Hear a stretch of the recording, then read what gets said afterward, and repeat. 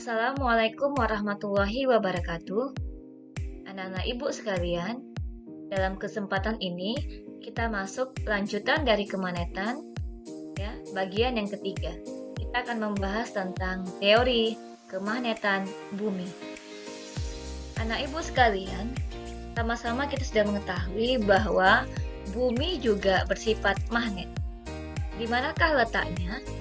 Anak ibu sekalian, kita sudah tahu ya bahwa bumi itu ada kutubnya, ada kutub utara, kutub selatan, ya.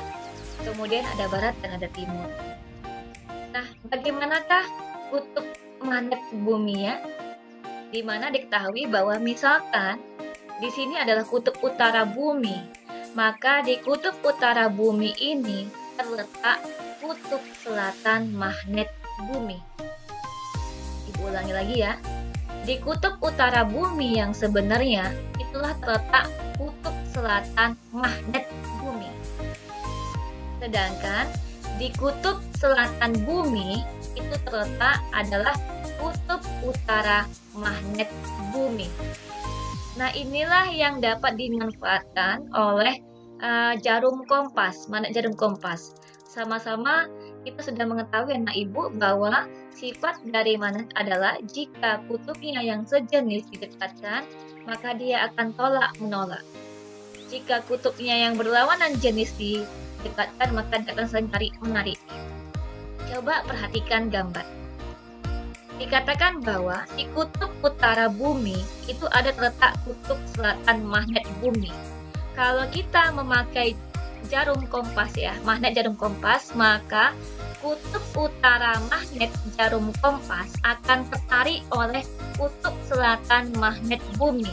Makanya kenapa kutub magnet jarum kompas itu menunjukkan arah utara yang sebenarnya. Karena kutub utara magnet jarum kompas tertarik oleh kutub selatan magnet bumi. Begitu juga dengan kutub selatannya. Kutub selatan magnet jarum kompas akan tertarik oleh kutub utara magnet bumi. Makanya kutub magnet jarum kompas yang arah selatan, arah selatan akan menunjukkan ke kutub selatan yang sebenarnya. Ya. Jadi dikatakan bahwa magnet jarum kompas selalu menunjuk arah utara selatan, membuktikan bumi bersifat magnet. Ya, itu tadi karena konsep dari teori kemagnetan bumi.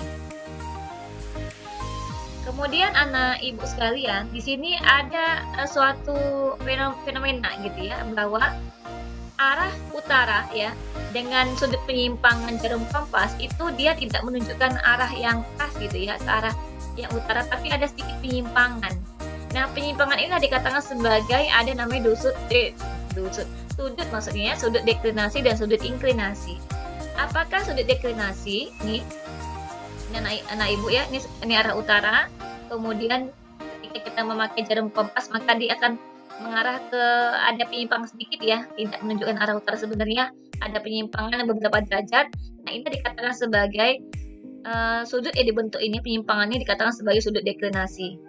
Lebih jelasnya kita lihat ya, bahwa sudut deklinasi adalah sudut penyimpangan magnet jarum kompas dari arah utara selatan bumi yang sebenarnya. Penyebabnya apa? Kenapa ada penyimpangan? Penyebab terjadinya sudut deklinasi karena letak kutub-kutub magnet bumi tidak berhimpit dengan letak kutub-kutub bumi.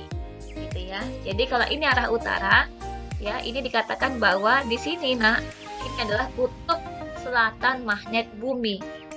Dia tidak berhimpit dengan arah utara yang sebenarnya. Itulah yang menyebabkan adanya terjadinya ada sedikit penyimpangan sudut gitu ya, beberapa derajat. Kemudian kita lihat sudut inklinasi. Nah, kebalikan dari sudut deklinasi, kalau deklinasi kan di arah utara dan selatan. Sedangkan sudut inklinasi adalah arah horizontal ya. Tadi yang deklinasi vertikalnya, kalau inklinasi adalah yang horizontalnya. Jadi yang menunjukkan arah barat timurnya gitu ya. Nah, inilah dikatakan bahwa sudut inklinasi adalah sudut yang dibentuk magnet jarum dengan garis horizontal gini. Garis horizontalnya seperti ini ya. Penyebab terjadinya adalah karena magnet bumi tidak sejajar dengan permukaan bumi. Kenapa terjadinya ada sedikit penyimpangan juga di sini di garis horizontalnya. Ya, nah itu. Baik, lanjut. Oke, anak ibu, kita lanjut ya. Kita masuk ke medan magnet. Medan magnet adalah ruang di sekitar magnet yang masih dipengaruhi oleh gaya magnet. Kalau kamu di rumah pernah bermain magnet dengan pasir besi gitu ya, kemudian kamu dekatkanlah pasir besi itu ke magnet ya, maka akan muncul yang namanya pola garis-garis seperti ini ya anak-anak ibu ya. Nah, ini dikatakan bahwa ketika di sekitar magnet ini masih ada nampak pola dari pasir besi itu, garis-garisnya itu dikatakan sebagai garis-garis gaya. Nah, di mana garis-garis gaya itulah yang menunjukkan bahwa di sekitar daerah itu masih dipengaruhi oleh magnet. Nah, coba perhatikan dari slide kita ya, anak ibu sekalian ya. Nah, dikatakan bahwa medan magnet digambarkan berupa garis-garis gaya magnet yang arahnya dari kutub utara menuju ke kutub selatan. Lihat, perhatikan ya. Ini garis gayanya, ini misalkan magnet, kemudian ini adalah garis-garis gayanya, maka medan magnet menunjukkan ya dari garis gayanya dari kutub utara menuju kutub selatan. Kalau misalkan ada dua buah magnet didekatkan utara dengan selatan, maka perhatikan dia garis gayanya selalu dari kutub utara menuju ke kutub selatan. Kemudian, tempat yang garis-garis gaya magnetnya rapat menunjukkan bahwa medan magnetnya kuat. Sebaliknya, tempat yang garis-garis magnetiknya renggang menunjukkan medan magnetnya lemah. Jelas ya, nah ibu ya. Nah, sekarang kita lihat kembali. Pola medan magnet dapat kamu selidiki dengan cara menaburkan serbuk besi di atas karton yang di bawahnya diletakkan sebuah magnet batang. Ibu yakin kamu sudah pernah praktek ya di rumah. Atau kalau belum silakan kamu coba ya nak ya. Jadi ada magnet, misalnya di rumah kamu ada magnet, kemudian letakkan dia di bawah karton atau di bawah kertas. Kemudian coba kamu ambil sedikit pasir besi, kamu ambil aja dari pasir-pasir yang ada di rumah kamu, maka dia akan muncul nanti ada pasir-pasir besi, kamu taburkan, maka akan nampak dia pola garis gaya magnetnya. Seperti ini ya bentuknya nak ya. Nah, sekarang kita lihat bagaimanakah pola garis-garis gaya magnet pada dua kutub yang didekatkan. Misalkan yang pertama adalah bagaimanakah pola garis gaya magnet jika kutub utara magnet didekatkan dengan kutub utara magnet yang lain. Kita lihat, misalkan ini ada dua buah magnet, ya. Kita dekatkan kutub utaranya dengan kutub utaranya. Kalau ini misalkan pasir besi, kita buat nak seperti inilah polanya nak yang akan terbentuk. Ya, dia di sini dia akan menolak ya, akan nampak dia di sini kosong nih, lihat kosong ya. Dia tidak penuh garis-garis gayanya ini, di sini nggak penuh, kosong dia. Kenapa? Karena dia menolak ketika yang sejenis didekatkan. Lebih jelasnya kita lihat gambar di bawahnya. Ini dia. Jadi misalkan ini ada kutub utara magnet ya, didekatkan dengan kutub utara magnet yang lain, maka polanya kita dapat mengetahui di sini dia kosong ya.